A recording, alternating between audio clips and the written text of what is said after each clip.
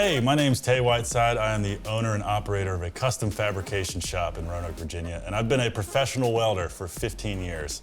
And today, I'm going to react to clips of welding or torch cutting in popular movies and TV shows. So let's see how it goes. If you're a welder or you've done any welding, it's probably inevitable that you watch these scenes and you question the credibility, right? You know, why are sparks coming out of that particular place or whatever, you know? But if you're not a welder, you know, the goal, I believe, in Hollywood is just to create sparks and get it like 70% there to where, like, for most people it's believable. But there's a lot of stuff I've seen over the years that's like, what is he doing? They would never be doing that, or I would never do that. So that's the point of today's video. Let's get into it. Up first is a scene from a movie called Flashdance. I have not seen this movie, but let's check it out. Oh, here we go. We're clearly in an industrial setting now.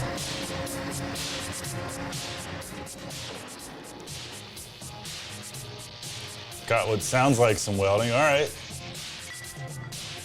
Couldn't tell if that was stick or MIG welding.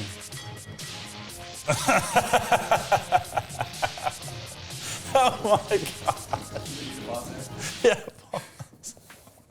Okay, so what that guy had in his hand, or girl, whoever it was, they had a stick welding, a stinger they call it, which is an electrified clamp that you insert a welding stick into a welding rod.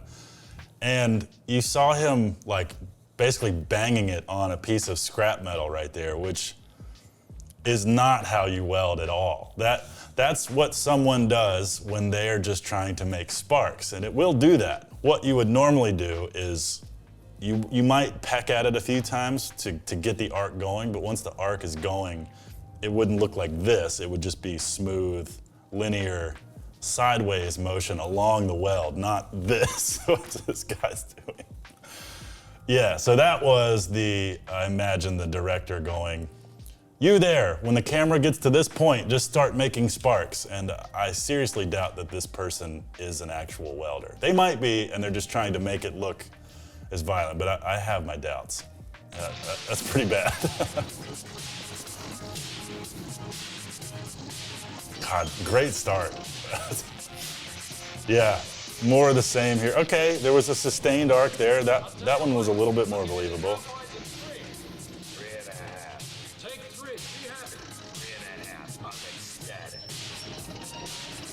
The machine picks stuff up and dumps it right in the same spot. More of the same. Yeah, this is absurd. I'm actually surprised that they kept the camera on him as long.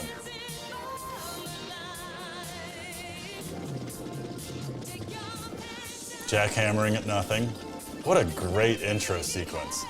There's steam and smoke everywhere. Yeah, and no one has any masks on, which, to be fair, there's a lot of work environments that are like that, especially in the 80s, you know. We didn't really know how all this stuff caused cancer.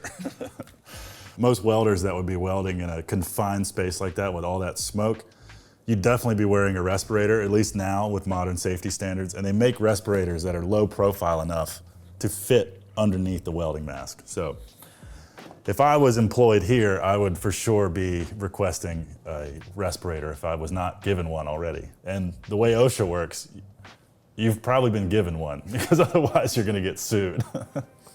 But this is the 80s, man.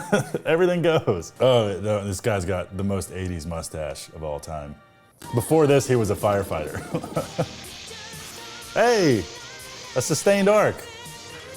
That's hilarious.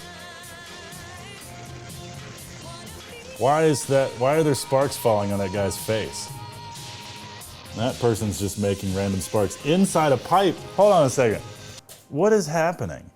There's just a stack of pipes. You know, normally you'd weld two pipes together end to end.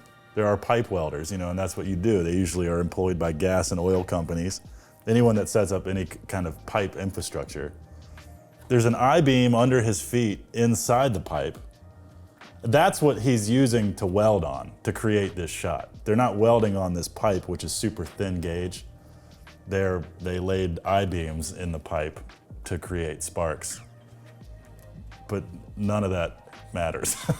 Nothing, they're accomplishing nothing in this shot, basically. No, there'd be no practical use for an I-beam inside of a pipe. That makes no sense. I don't think the I-beam and the pipe would ever have anything to do with each other, to be honest with you. I mean, you might hang a pipe from an I-beam, but it wouldn't be inside the pipe. That would obstruct flow of whatever. But speaking of flow, this intro has a great flow. There's a lot happening. It's a very heavy, they made a point to really say there's a lot of intense metalworking going on in this scene. And they've achieved the visual, obviously, but they cheated. Well, because the real example of this wouldn't be nearly as visually appealing as this scene is. So, I mean, that's Hollywood, man, you know? It looks like they are using, though, actual welders to create the effect, as opposed to pyrotechnics. So, points where they're due there.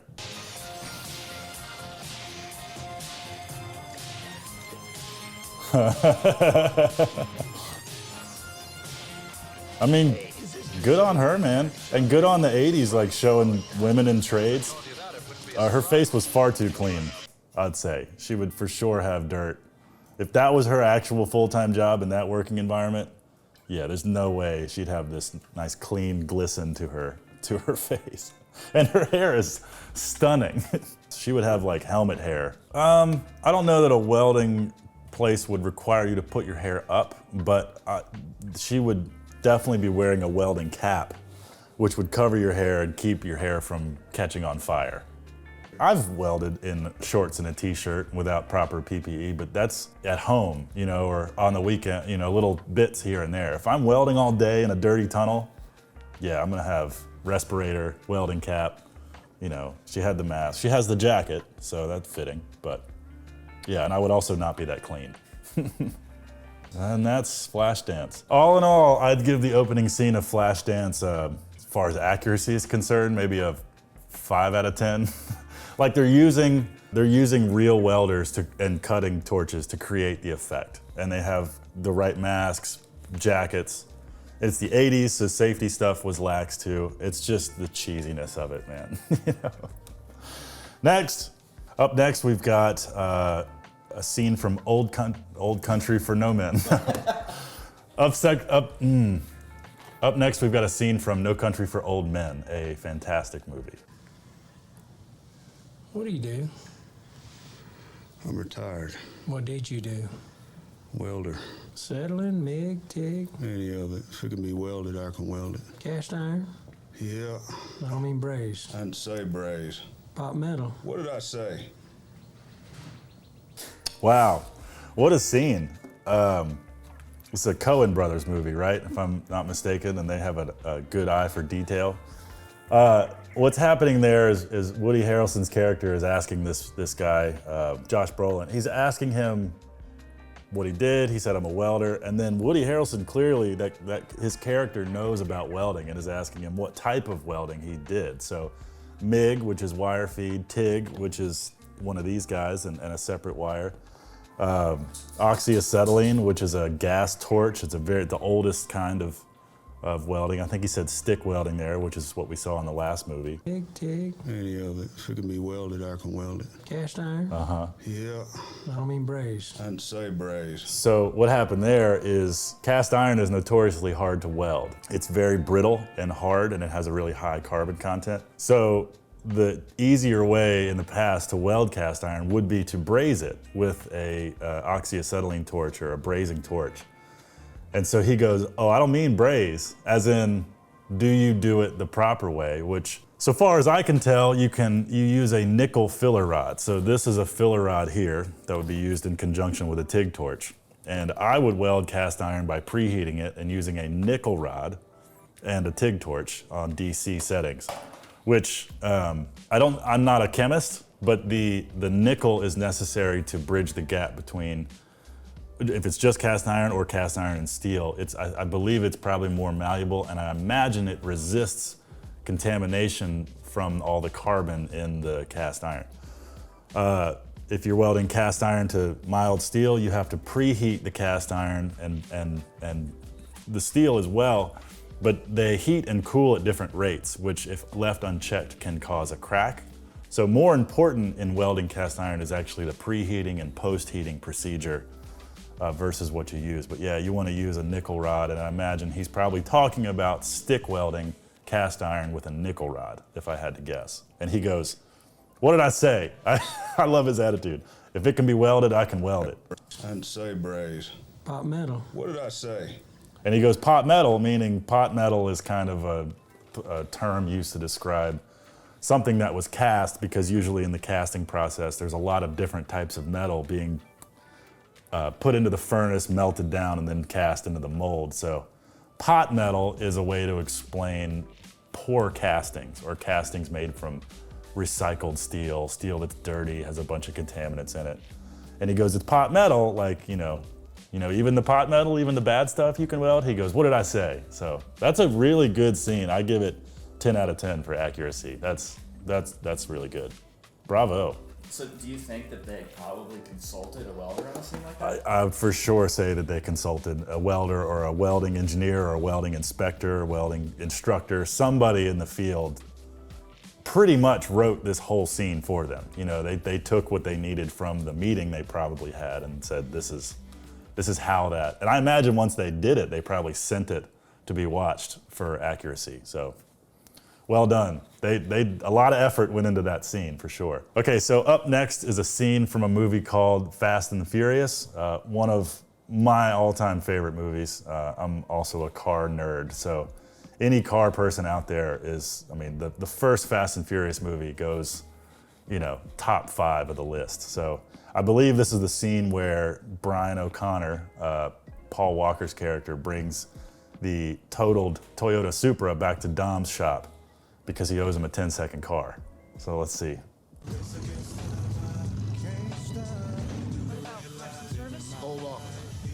Yeah, you got a guy just making sparks in the background for no reason right there. I mean, there's no reason to say that he's not doing real work. It's just, of course, he starts when the camera rolls and he stops right as there's about to be something else happening. This is your car. My car? I said a 10-second car, not a 10-minute car. You could push this across the finish line or tow it. Couldn't even tell that. Michelle Rodriguez, what an OG. No face. Oh, I have faith in you, but this isn't a junkyard. This is a garage. Hey, pop the hood. Pop the hood? It's one of the best scenes of all time. 2JZ engine, no shit. And what did I tell you? I retract my previous statement. You know what? This will decimate. The funny all- part is, for the car guys, pause it. For the car guys, like, so a Toyota Supra is what this is. This is like a 1990s Toyota Supra. And that car is infamous for the engine that came in it, which is a 2JZ. So the fact that Dom and Jesse, like super big car people, didn't know that there was a 2JZ in this Toyota Supra is completely unbelievable. The engine, no shit. And what did I tell you? I retract my previous statement. You know what? This will decimate all after. You put about 15 grand in it or more. if So we much have money. to. Would you say that's accurate? No, it would not take, I mean, yes, the car looks like it caught on fire, but 15 grand, it insinuates that that motor is trash. So I'd say, yeah, you could spend 15 grand on a 2J. It might be kind of accurate, but you could make that car very fast for far less money. Overnight parts from Japan. We'll put it on my tab at Yeah. Harry's. Yes. I gotta get you racing again so I can make some money off your ass. There's a show down in the desert called Race Wars, and that's where you'll do it. I'll tell you what, when you're not working at Harry's, you're working here. If you can't find the right tool in this garage, Mr. Arizona, you don't belong near a car. I've said that line before to friends of mine. He owns you now. What do you mean, Mia? One of the best scenes of any movie right here. I think shout out to the Hoonigans on YouTube. They recreated that scene frame for frame. Yeah, all those parts. NOS tank, manifold, brakes, turbo, spark plugs, intercooler, camshaft, just random parts on the table. They're gonna save us about 2 pounds, and they're gonna give us better traction for the whole shot. All right? This is your basic layout of the car, and that's pretty much what it could look like when it's finished. Red, green.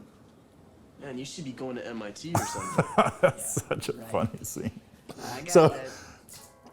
For starters, he showed him nothing. Like nothing on that screen mattered. It was like a wireframe model with suspension going into it. What he said was more accurate, but what he showed him had nothing to do with what he was talking about. And then my favorite part is that at the end, Brian goes, "Man, you should be going to MIT for this." No, sorry. Take a little bit more than that. But I mean, you can't rip this movie apart too much because it's like so iconic and it's one of my favorite movies of all time. But if we are examining things for accuracy, it's pretty far out there. What's it called? That attention disorder. Or ADD. Yes, that shit. Yeah. Yeah. You know, I was studying algebra and like math. Yeah, he's so ADD that he forgets what ADD means.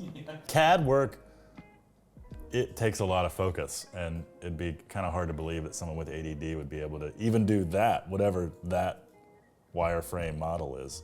It doesn't even look like a Toyota Supra. It doesn't look like the same car that he shows that. No, that's a Supra, but that's from like a catalog. Look how wide that. Yeah, it looks like the Batmobile. Yeah, the perspective is all off. The wheels are completely different sizes. huge this All 4 wheels are different sizes. I've never really looked this closely at this scene. It's so funny. But of course, this movie came out in, what was it, 2001? You know, computer technology was pretty archaic back then. So in 01, when this movie came out, this scene made a lot more sense. You know, nowadays, you could do better design work on your smartphone. So take it with a, I mean, he's using a floppy disk. So take it with a grain of salt. You know, it's an iconic scene from an iconic movie. A lot of accuracy. I mean, for a car guy hearing 2JZ, you know, like it's one of the most iconic engines of all time. So, I mean, it's just a cool scene. Fast and Furious, accuracy, I'd give it a, 7 out of 10. There wasn't any welding in this, but it's obviously mechanical, and I'm glad Walker included it because it's so good. So the next movie is a movie called Under Siege. I've never seen it, but I've been told that it stars Steven Seagal, who is on a ship of sorts that gets raided by Tommy Lee Jones and Gary Busey's character. There's nuclear weapons involved. It sounds incredible. I've never seen it, but let's take a look. Steven Seagal. Steven Seagal is such a creep, man. I'm sorry, he's so weird. Tommy Lee Jones. I mean, star-studded cast for the time. No offense. When did this movie come out? 1992. Okay. So this is post-motorcycle accident, Gary Beard. So clearly something bad has started to happen. I guess this is the part of the movie where their ship gets taken over, and I think they're getting locked in the bottom of it. Oh, there you go. They weld it shut. I mean, that was fairly accurate. He was using a stick welder. Mask was on the right way. Sometimes the doors in these old ships were aluminum, but I bet you this one was steel. So comparing this to the first movie we watched where they were pecking at it, this is a more accurate representation of stick welding. Welding a steel door to the steel wall. Once you get the arc going, you're gonna keep it going like this and work your way down the bead, so. Doesn't there have to be like some sort of electrical current? Like how would you set that up to where you're not zapping yourself? True. Something like this? Yeah, welding works by closing a circuit and basically creating a big short circuit.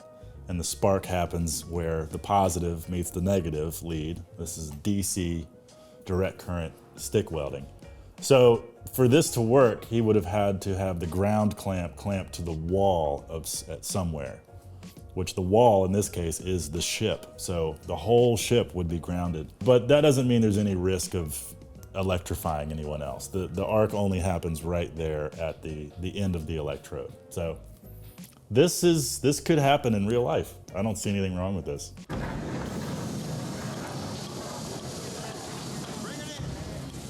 We got some I-beams.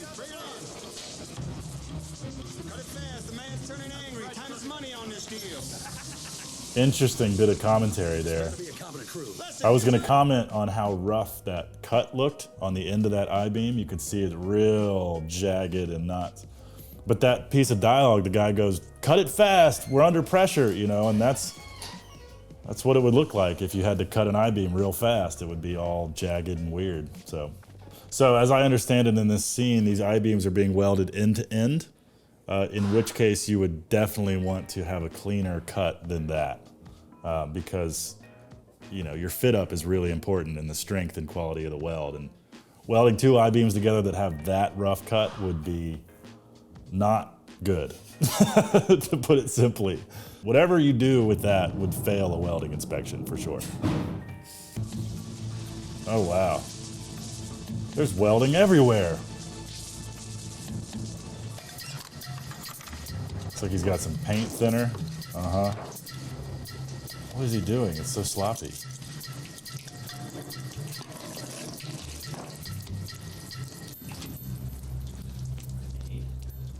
Grenades go off pretty fast.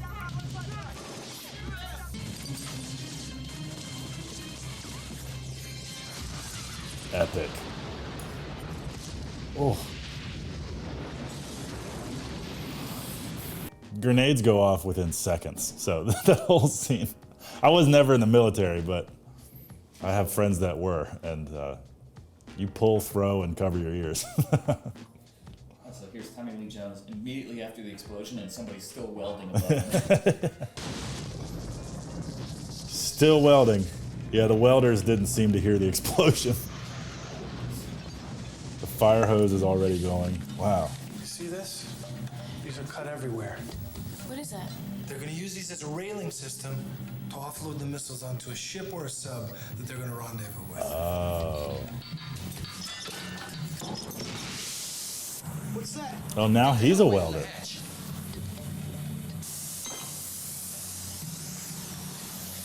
Yeah, tinted cutting glasses. That's at least accurate. So you can look at an oxyacetylene torch without tinted glasses. It's really not recommended. It's just about like staring at the sun. Like you can do it for an extended period of time, but you're gonna have, well, damage to your eyes over time. But it's not like looking at a welding torch, which is much, much brighter. Pretty terrible cutting technique there, but it's all right. Yeah. Probably some pyrotechnics. There's no way. He just cut the door open. There's no way. It's also this one tiny little spot. Yeah, I mean, anyone could guess that. So he cuts a tiny little 1-inch hole in what looks like the door frame, not even the door, and then is able to kick down the door because it's Steven Seagal. It just, you can tell it's a messy cut. So a good cut with it. Cutting with an oxyacetylene torch is tricky. It's an old technique and not a lot of guys know how to do it unless you've gone to a trade school, you know, or had firsthand experience doing it. I can do it. I'm by no means the cleanest, but I know enough to know that this is, he's way too close. It doesn't look like it's set up. The gas mixture is right. It looks a little too orange. Usually it looks bluer. There's a blue jet that does most of the cutting.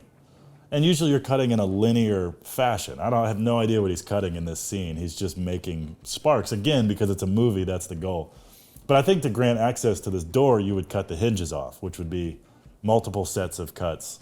Anyway.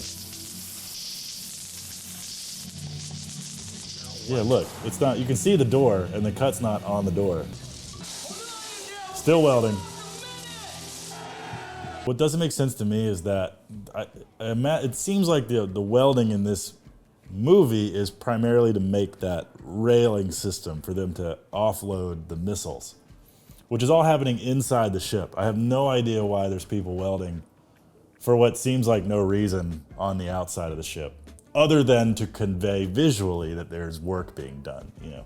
More Hollywood trickery. Not trickery, just unnecessary. More cutting. Now, that guy looked like he was actually cutting the hinge of the door, which more accurate. But then the door still uses its hinges, so I'm confused. Maybe it was a latch he cut. Hey, Case, show me a move. Here's one move. That's so weird, man. That's so weird. Show me a move. Look at him.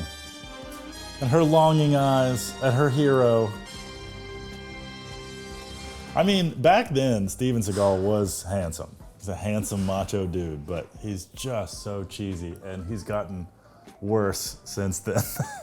But I mean, hey, Under Siege, real lowbrow action movie, you know, no complex plot lines to get, just sparks and fire and action. So great. Now I want to watch the movie. I haven't seen it, but as far as welding accuracy goes, you know, 6 out of 10. They use the right torches and tools, you know, but technique was not paid attention to. So this next scene is from a movie called Herbie the Love Bug.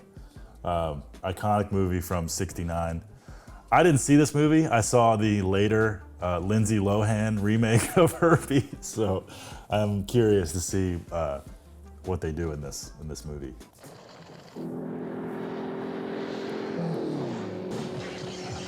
Oh no. I think we got a problem. Now turn around. Then hold that strap and pull.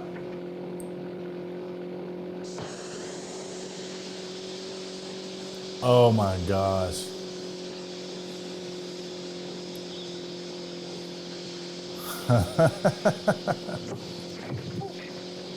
Incredible. Incredible.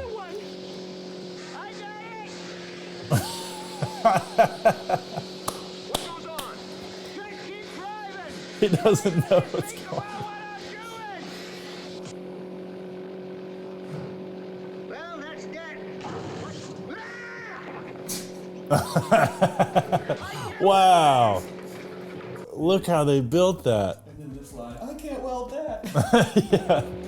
I can't weld that. Oh my God. Wow. That looks real. This is all practical effects. Wow. They did all this for real.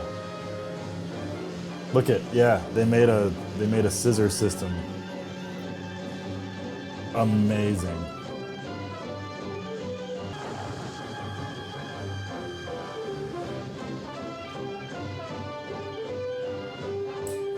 Now they're next to each other. Oh, this is so fascinating. Good oh, sir. Good oh. You can't lose. You can't possibly lose. Now it's come completely apart.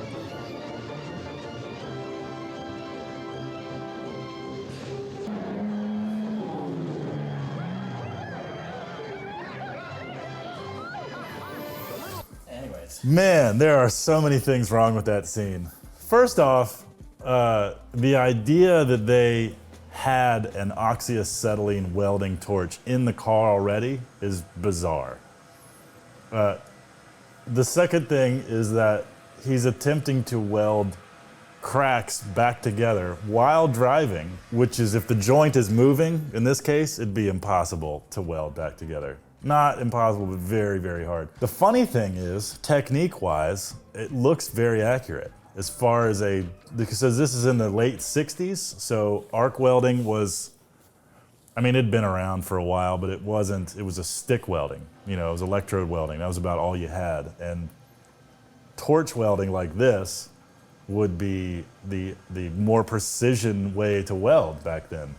So he's creating the puddle with the torch, and then he's feeding the metal. You actually see him with the the filler rod, feeding it into the, I mean, nowadays that same process has been replaced with this, a TIG torch and a filler rod, but effectively it's the same thing. And then this scene, so Volkswagens have the engine in the rear, right? Their rear engine.